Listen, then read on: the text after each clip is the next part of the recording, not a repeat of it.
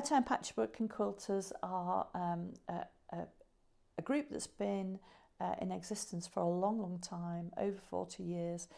They've recently had their anniversary exhibition, and I was very pleased to take part in that. I'm quite a new member, very inexperienced with quilting, but I do quite like it.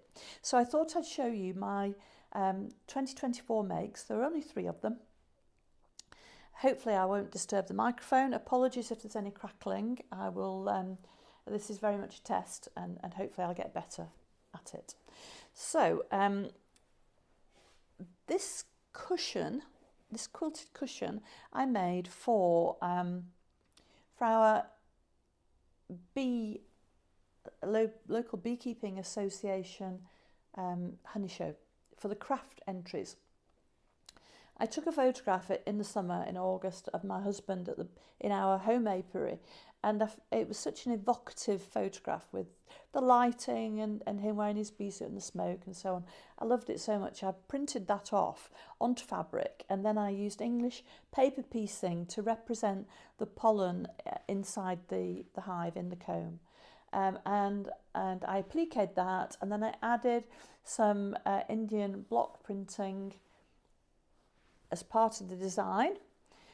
I did a course on Indian block printing at the Festival of Quilts in 23, and bought these blocks at the time, and then I did a meander in the gold colour. Well, it's a kind of goldy mustard coloured thread on the back, and was delighted with the reception. We had a WI judge, and she placed it first in the craft section. I won best craft, so really pleased with that one.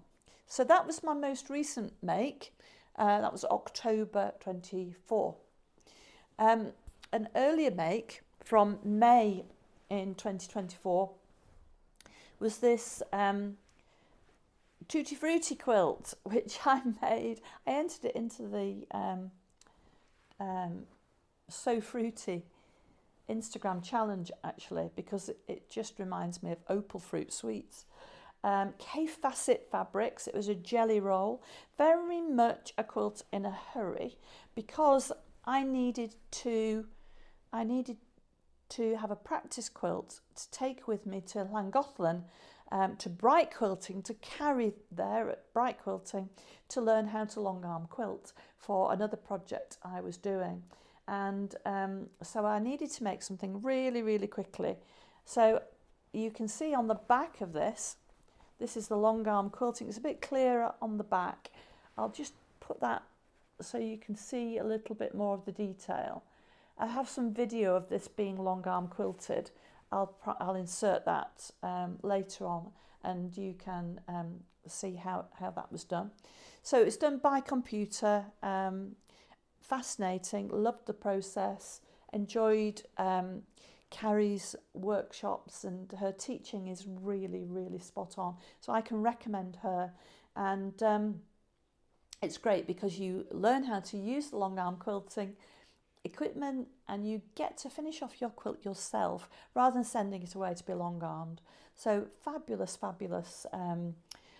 facility there with Carrie at Bright Quilting in Llangollen, and I'll put all the details of that below. So my third make, which was finished in June at a very similar time to the Tutti Frutti quilt, was a quilt that I made to celebrate Mr. Clarobobbins and our 40th wedding anniversary, our ruby wedding anniversary, and I wanted to use K Facet fabrics. I love K Facet his work. I love the rich colours.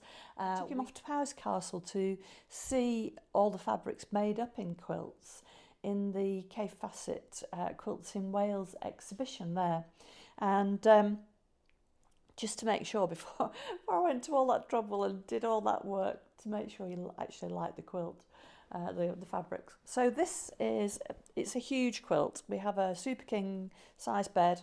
It's an enormous quilt. I will put some stills in so you can see what it looks like on the bed. Very much a labour of love. It was a design that evolved. It was my own design. It's a rail fence block, so the simplest of designs. But the colour placement was my own design, inspired by a quilt called Koi, which I saw at the Uttoxeter Quilt Festival in 2022.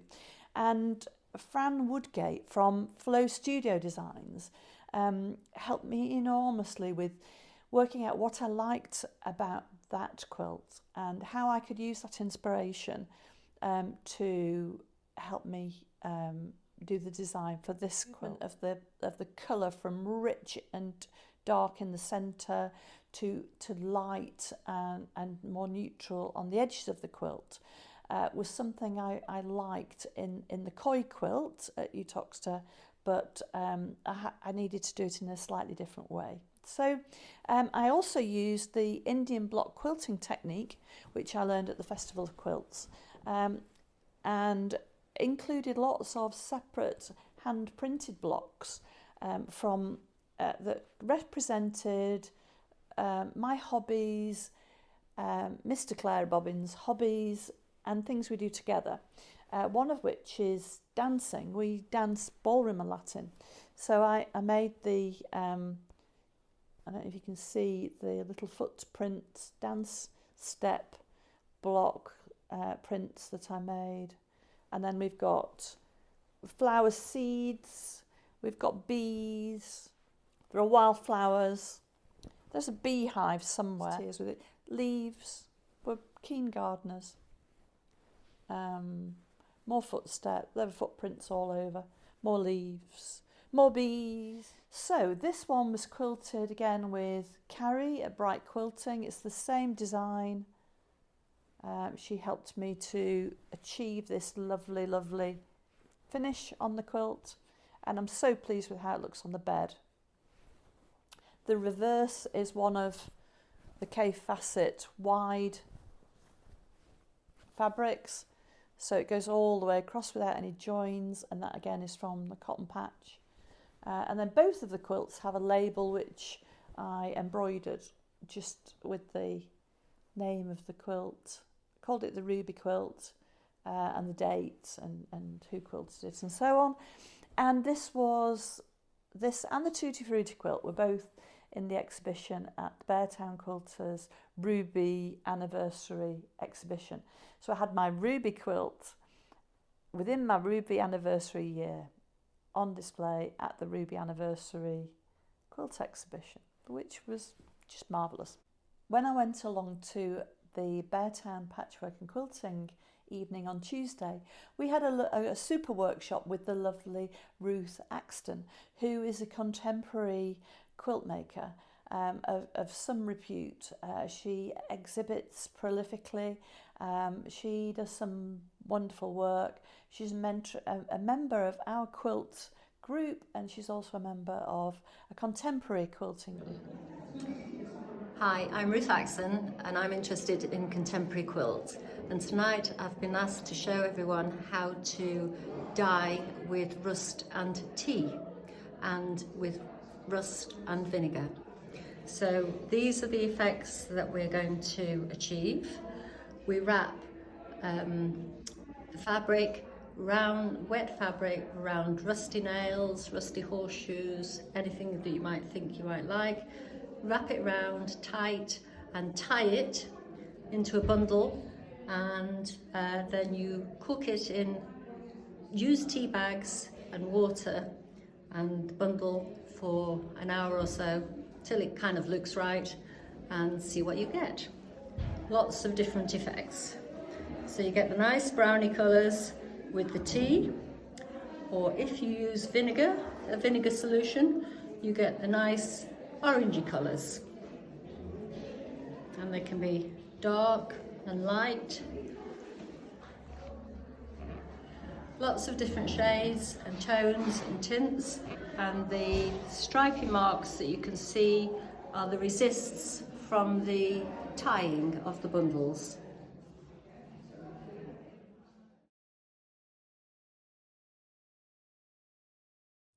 So I'll sign off now and put in the editing of the various bits and pieces I have to show you.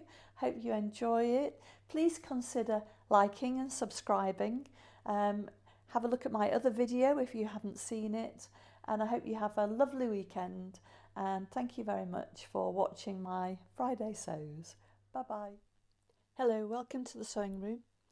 So the beautiful Lamazi knit fabric is here. I've cut out my square for my infinity scarf. It measures 26 inches by 20. So this is the right side of the fabric, and I'm going to fold that right sides together.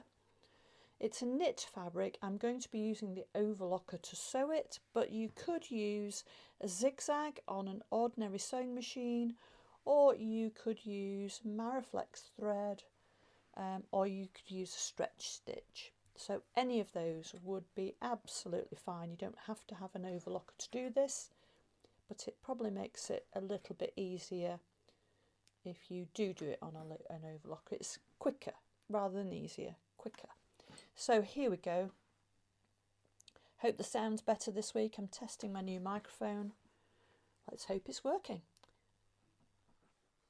So we've got the long side of the infinity scarf clipped together, and that's the side that I'm going to overlock. So I shall be taking the sound off this next clip because the overlocker will be quite noisy.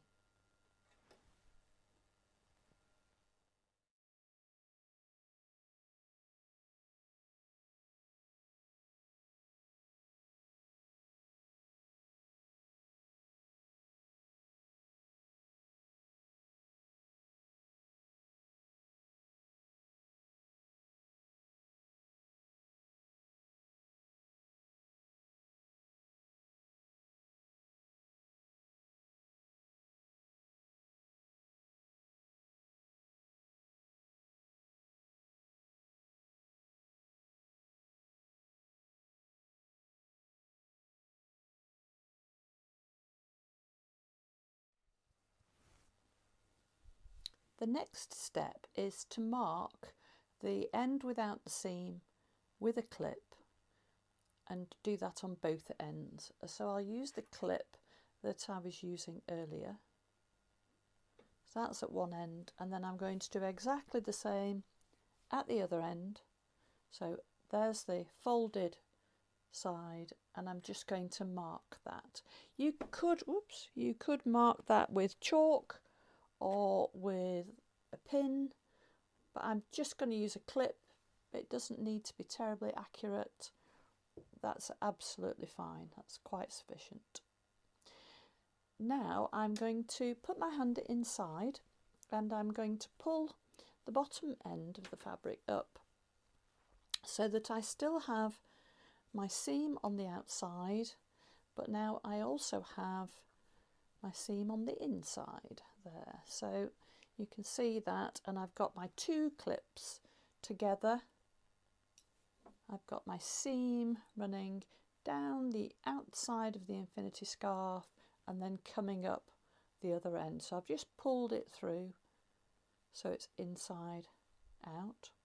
And what I'm going to do now is I'm going to put this yellow clip with that outside seam. That's the clip from the inside to that outside seam, and I'm going to put the orange clip, I'm going to keep the orange clip there and bring the inside seam to join it.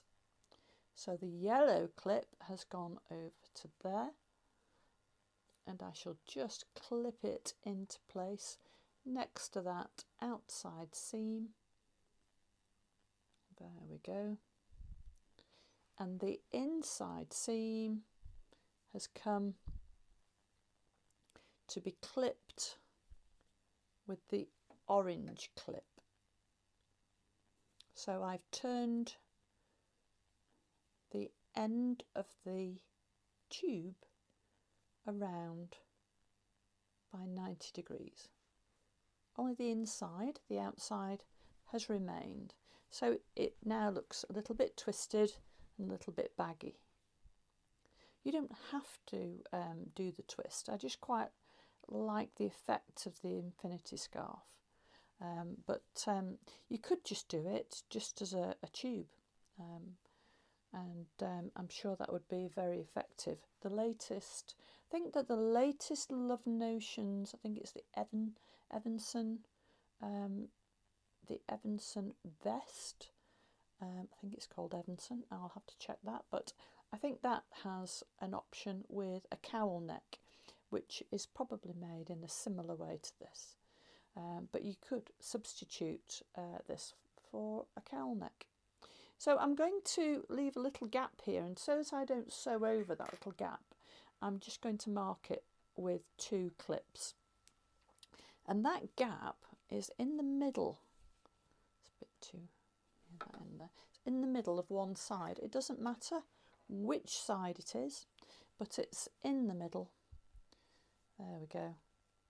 So I'm going to sew all the way around. Might just put a clip on the back if I've got a spare clip.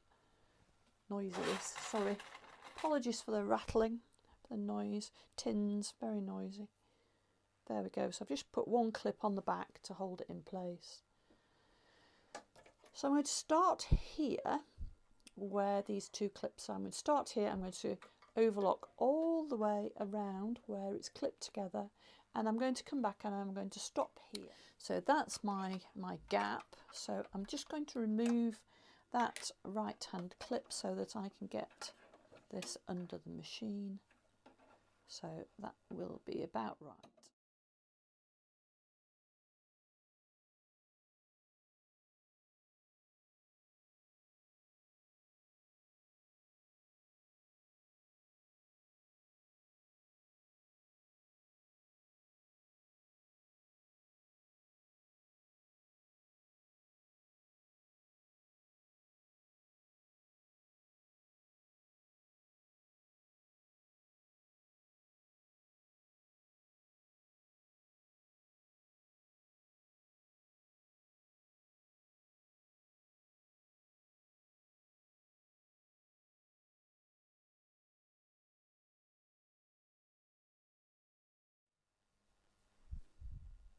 So I have the top all overlocked, and I've just got this little gap here. So the final step now is to turn this inside out, or the right way round. So just push everything through the little hole. Give it a bit of a shake. And then the only thing we have now is a little hole on this one side, and what I'm going to do is, just using a straight stitch on my sewing machine, I'm going to just do a very, very tiny hem there. And I'm not going to use a stretch stitch. I'm going to just use a slightly longer stitch on my sewing machine than I normally would, and that's going to be inside here. You could, if you wanted to, just pop a little label in there. I might do that actually. I might do a little label, yeah, I'll just get rid of any last bits of thread. There we go. So you could put a little label in there. It doesn't have to be a stretch stitch, because this little bit is not going to be under any stress or tension. It's going to be on the inside. If you wanted to hand stitch that, you could use a ladder stitch or something like that to do an invisible closure, but it's going to be inside. I'm not going to be bothered about that. I'm just going to put a label on, then I can tell which way is back and which way is front. So to do that, we'll just go to the sewing machine here and finish off that last step. Okay, so when you're sewing with knits, it's a good idea to have a longer stitch length. So I'm going to make that 3 rather than 2.5, and I'm going to reduce the pressure on the presser foot down from 75 down to about 30, just over 35. That'll be fine, and that will allow That will allow the knit fabric to move a little bit more easily through the presser foot, and just give us it just makes it much easier to sew. So I've basically halved the presser foot pressure. So I'm going to have a little label here, a little cat label, and I'm just going to pop that into there, and I'm going to baste that into place just with a straight stitch, and then I shall it'll stay in place easily then when I stitch this seam together. So I'm just going to pop that off there, then it's a little bit easier to use. There we go. So I'm just going to baste it with a regular stitch. Just pop it under there if I can get it flat. There we go. So that should do it.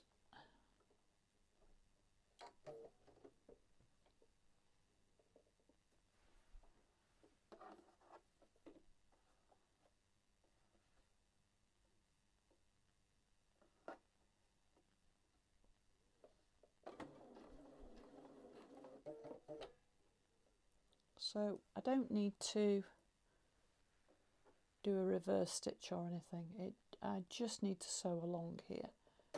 Just an ordinary stitch. There we go.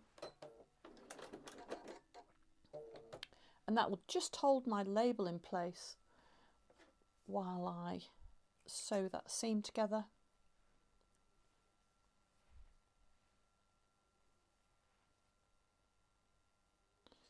Rid of these extra bits and pieces. There we go.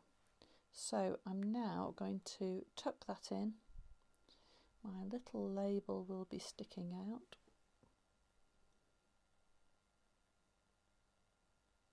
There we go.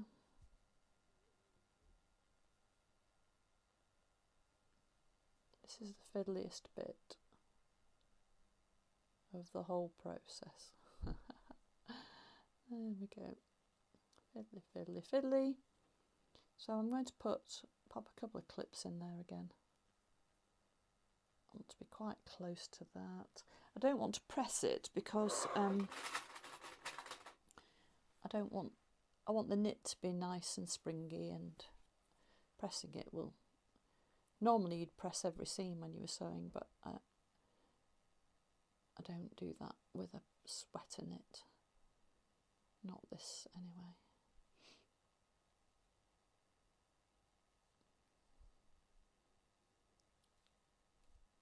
One more clip and that should be fine. There we go. So I'm going to start here, and I'm just going to sew as close as I can to the edge along there. It won't be that neat, but you won't be able to see it because it'll be on the inside, so I'm not worried about that. As I say, I could hand stitch it, but I'm not going to. I will do a locking stitch at the start, and I will use this just to help me to guide that through the machine so I can get really close to the edge.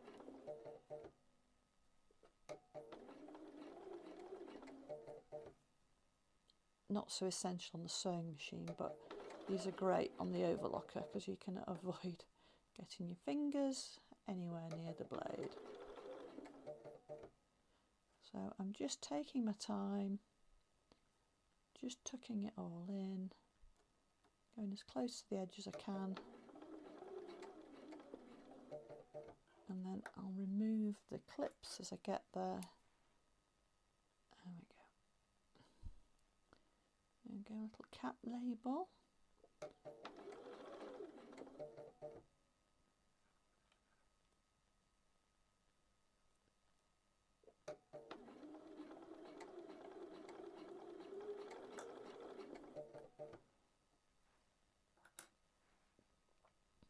the final little bit,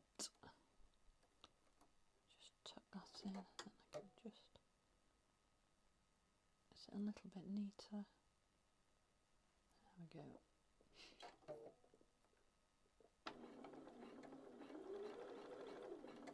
That's pretty good now.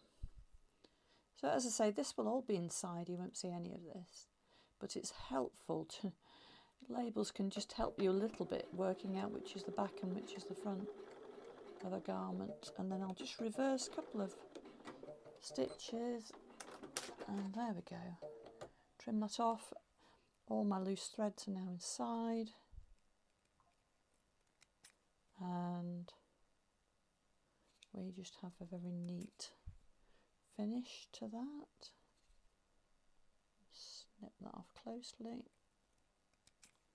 Just be careful not to. So that's just the, I think that's that. I'm quite happy with that. That's fine. So that then goes inside. So we now have our infinity scarf, which will just drape nicely at the front, and you'll be able to see where the back is.